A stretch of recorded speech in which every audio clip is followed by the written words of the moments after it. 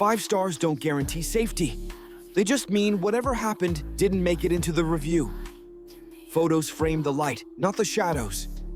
Tonight, I'm sharing 3 allegedly true stays. Names blurred, streets swapped, because the details that matter aren't the ones hosts post. They're the scents that shouldn't linger, the screws that shouldn't turn, the messages that arrive at 3:17 a.m. I want you in the room with me.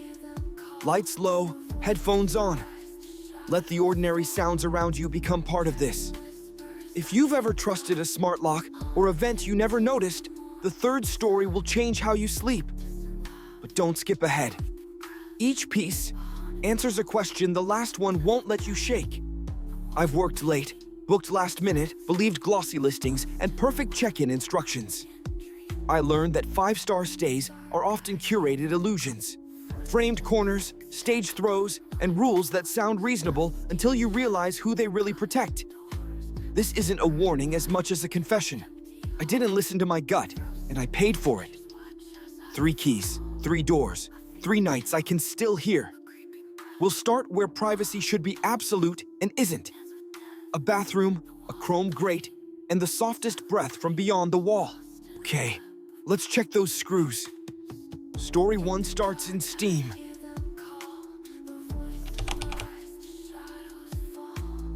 We booked the kind of place that photographs well. Exposed brick, Edison bulbs, a plant that looked like it had a manager.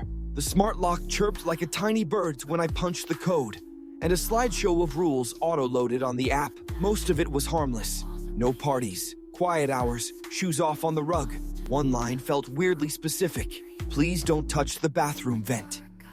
We laughed. Who touches vents? The elevator rattled past the window like distant thunder as we dropped our bags.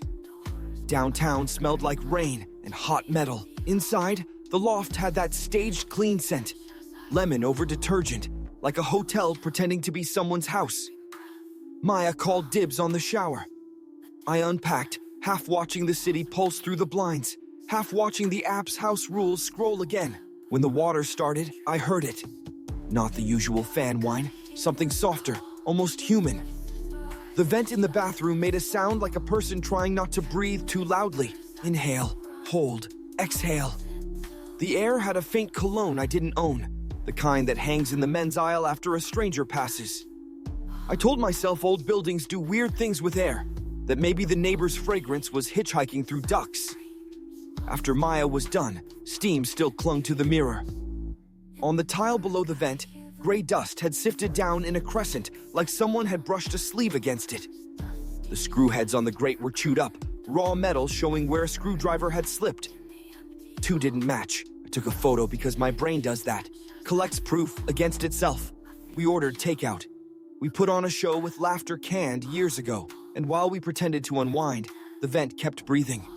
When Maya went to brush her hair, she frowned. I packed my brush, right? We both saw it in our heads, the matte black handle in her bag. We tore through pockets and zippers. Nothing. We let it go because we were tired and the bed was cloud soft. Before we crashed, I traced a tiny pencil dot across one of the screw heads and onto the paint. A stupid little test. I told myself I wanted to see if I was overreacting. I told myself it was fine. Round a 2, I woke to a rattle like a coin rolling and stopping. The breathing again. I held my breath and the vent didn't. I could hear the difference. Mine ended. The other continued. Maya, I whispered. She turned. We both lay there counting seconds, like kids listening for Santa on the roof.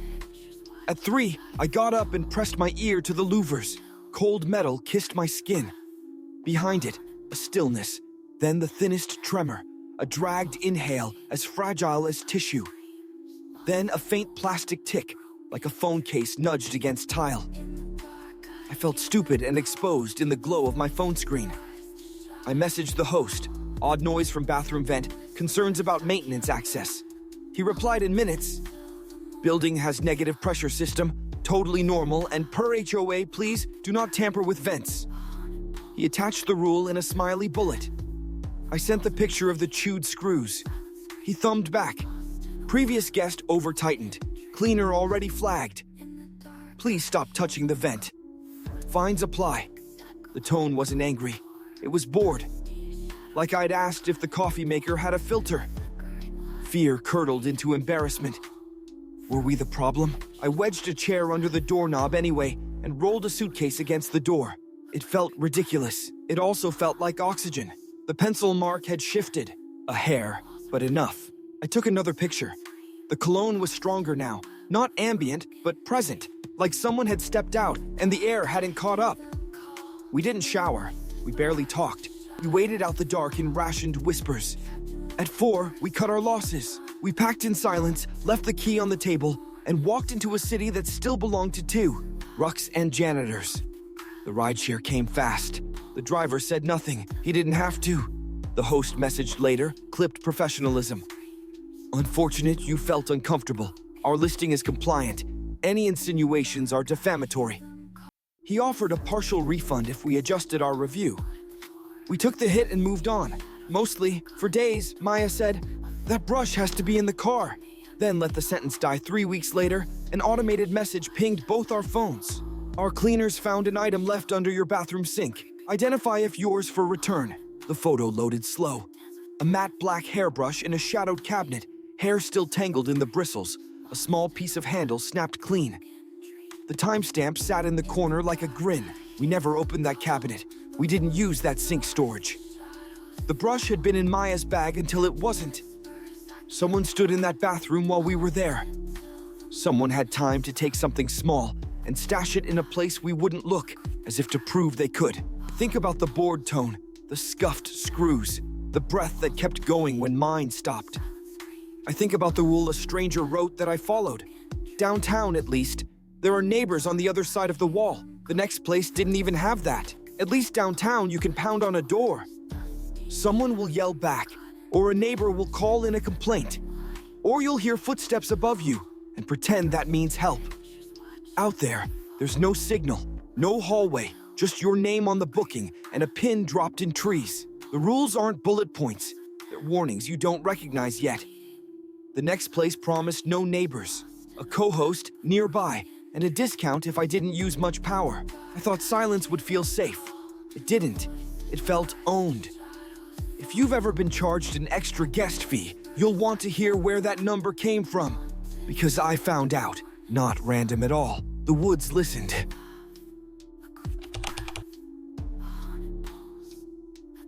The cabin didn't have an address, just a pin on a logging road and a note from the co-host. "I'm nearby if you need anything." The listing bragged no neighbors, a whisper-quiet generator, and one of those house rules that pretends to be helpful. "Please don't enter the basement for safety." Another line required the porch cam to stay uncovered at all times for insurance. Renting quiet felt like handing over my name to the woods. By dusk, the sky bruised, and the generator's steady hum pressed against the pines like white noise. Service flickered between one ghost bar and none. Rick, the co-host, checked me in wearing a camo cap and the kind of smile you save for strangers. He pointed his chin at the camera, called it just insurance, and called me sir twice. Then he drove off through the wet ruts, and the quiet he left behind felt arranged, like furniture. The binder on the coffee table was handwritten, generator schedule, septic warnings, and in block letters at the bottom of every page, leave porch cam unobstructed. I boiled pasta by phone light and listened to the hum. At 9 it dipped, recovered, then died like a breath held too long. Blackness settled, thick and animal. No Wi-Fi, no bars, just rain, and the slow ticking of hot metal cooling. I stepped onto the porch, and the camera's blue ring woke like an eye. My boot prints made a single line from the path. When I turned to go back inside, there were 2 new prints at the bottom step that hadn't been there a breath earlier, smaller, lighter, testing weight. Rain moves mud, I told myself. Round 11, a knock tapped the wood, polite enough to pretend it wasn't a knock. "Yeah?" I called. A man's voice answered. "Hey, buddy, it's Rick." Buddy snagged me. Rick had called me sir twice, not buddy. "You good in there?" The voice asked, vowels a little too clean, like someone imitating a region. "Generator's out," I said. "I'll swing in and take a look." "No thanks. Can you open the porch cam then?" "Insurance. It's uncovered," I said, and and set a chair under the knob I wished had a deadbolt. Footsteps paced the boards in a careful rhythm, counting to 10 between creaks. I stood in the bathroom and tried to breathe like furniture. A thin draft lifted hair on my arm. The closet held a paint-splattered chair under a square cut in the ceiling, the kind of hatch you pretend not to see in daylight. String was stapled to the trim, the loose end brushing my shoulder. I pulled, and the wood clicked. The smell that fell wasn't the house. It was unwashed wool and sweet dust from energy bars. I climbed. A sleeping bag lay tucked in a corner, flattened in the shape of a body, a crate beside it with a headlamp, 2 empty bottles, and keys on a lanyard I didn't recognize. A knothole bored clean through the floorboards stared at the bed below, the circle no bigger than my thumbnail. "Hey buddy, you asleep?" Came again, closer to the bedroom now. I killed my light and lay flat, every muscle arguing with my lungs. Eventually, the steps retreated. Rain filled the spaces between boards. The camera's ring glowed, then died. I pulled the hatch down and slid a metal hasp I hadn't noticed until my fingers found it. Dawn showed the story in mud. My line of boots, another smaller set, and a bare print peeled up with the suction of wet earth. I drove without coffee, without a plan. Just a long breath I hadn't realized I was holding. In town, my phone bloomed with messages at once. From the host, "Regret your discomfort. Our property is compliant. Our team noted tampering with the attic lock." From the platform, additional charges applied, extra guest fee. 1, damages, attic hasp. 1 extra guest. Someone had been counted. Rick didn't pick up when I called. A minute later, he texted. Stefan showed 2 moving around property after midnight, against rules. I pictured the string swaying, the blue ring waking, the weight above me shifting while I lay in perfect stillness. I had locked them in without meaning to. They had broken out. The bill landed on me. At least downtown, there's a door to pound. Out here, the door knocked back. In the woods, the danger knocks. In the city, sometimes it just unlocks. Crowds feel like safety until you realize you don't speak the right door. Not every door you lock is yours. After the cabin, I ran to a city where voices stacked in stairwells and lights stayed on. It felt anonymous, forgiving. The listing was flawless, bus, immaculate reviews, hosts, a private apartment with antique brass keys. I told myself locks are language, and I could learn. Then the door tested back, not with a knock, but with a master key sliding polite as a question. The platform messaged a checkout at 3:17 a.m. I didn't request. Inside my room, someone collected moments the way others collect souvenirs. Listen, the last image isn't violent, it's worse. It lingers when you close your eyes.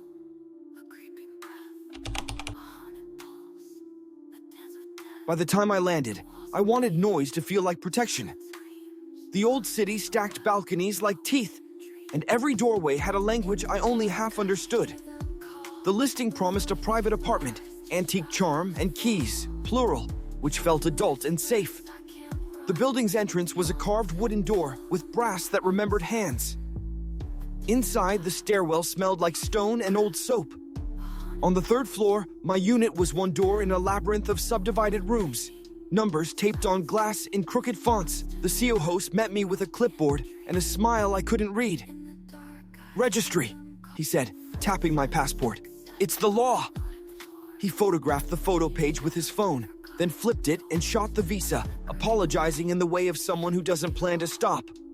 He put the keys in my palm, 2 for the street door, 1 for the apartment, and a final one he called special. "If you lose this, you can't leave." I thought he was joking until I saw the double-cylinder lock on my door, keyhole on both sides. To exit, you had to have a key and presence of mind. Inside, the apartment was a clever subdivision of a big room. Someone had built walls that stopped a foot short of the ceiling, making new rooms without admitting they were new. A kitchenette pressed against a window that opened to a shaft where other windows peered like eyelids. The bed sat under a narrow window onto the street, embroidered curtains, potted geranium, sweet and staged. The rules sat laminated on the table, translated twice. No guests, no parties. Quiet after 10. Leave keys on table at checkout. I kept the apartment key in the inside cylinder because it felt like an anchor. I showered to the sound of water in other pipes. Outside, mopeds folded and unfolded the night. When I lay down, I memorized the hallway sounds, the elevator's shrug, the neighbor's keys, a laugh that traveled like a marble rollie. I thought crowds meant witnesses. I thought locks meant control. At 3:17 a.m., the door tried me. Didn't knock. The keyhole scraped, a careful insertion, metal finding metal, the soft, respectful turn of someone who believed they belonged. The key met mine and stopped. The knob breathed through the latch. I didn't move. I tasted metal in laundry powder. A floorboard outside answered with a weight shift. Then the sound I didn't know I would recognize. The shy tick of a phone camera with live photo on. The little artificial chirp the phone makes when you've silenced everything else. One. Pause. One again. The door eased away as if it had done me a small favor. I lay there holding two ideas, that I had imagined it, and that everything hinged on it being real. My phone screen glowed, too bright in the small room. The platform had sent a message at 3:17. Your host has scheduled your checkout for 3:17. I clicked through in a fog. The listing's cover photo had changed while the city slept.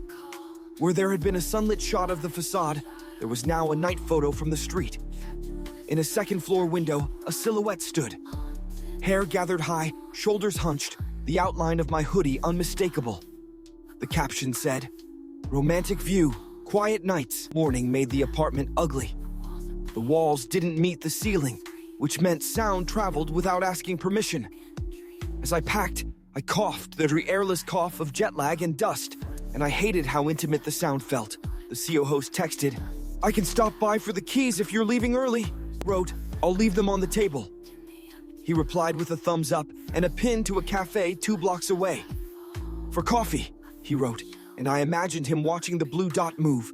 I walked my suitcase to a hotel that had a desk and a human who called me by my name. I tried not to look back at the facade with the window where my outline had briefly sold someone else's dream.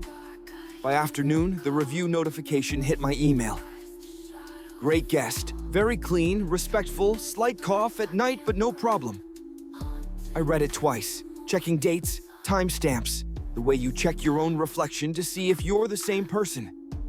I changed passwords. I freeze-framed the listing photo and stared at the shape that was mine. Turned into mood. I filed a complaint that made me sound paranoid. The platform wrote back with sympathy and policy. The host wrote back with confusion and a paragraph about community standards. The co-host stopped writing back at all. 2 weeks later, on a train, my phone lit with an unknown number and a country code that matched the one I'd left. No message, just 3 digits. I blocked it and told myself it was a mistake, then a coincidence, then swallowed it so it wouldn't harden into a story. At night, in hotel rooms with heavy curtains, I kept the key in the inside cylinder and my passport under the pillow. I still hear the respectful turn of a master key. I still see my outline framed as ambiance. In a city of thousands, someone learned my cough and posture. Somewhere a photo and a copy of my passport sit in a phone's gallery under a name that isn't mine. Hosts can change names and photos. Keys keep their habits. Keep listening. 5 stars, clean photos, polite hosts. Curated comfort covering 3 truths. Access is hidden, reviews are performances, and privacy is an illusion when a space is designed for strangers to pass through you. A vent that breathed, footsteps above the bed. A master key testing your sleep, different settings, same lesson. Locks talk, and they don't always speak for you. Have you ever found a vent you can't explain? A camera pointed inward, or a lock that needs a key? On both sides. Tell me in the comments. Share your true stories, and let someone else borrow your caution. If this kept you listening, tap like, subscribe, and send this to the one friend who always says, "It's probably nothing." Before you sleep, check the vent screws. If they've turned, ask yourself who turned them and how long they've been rehearsing your night.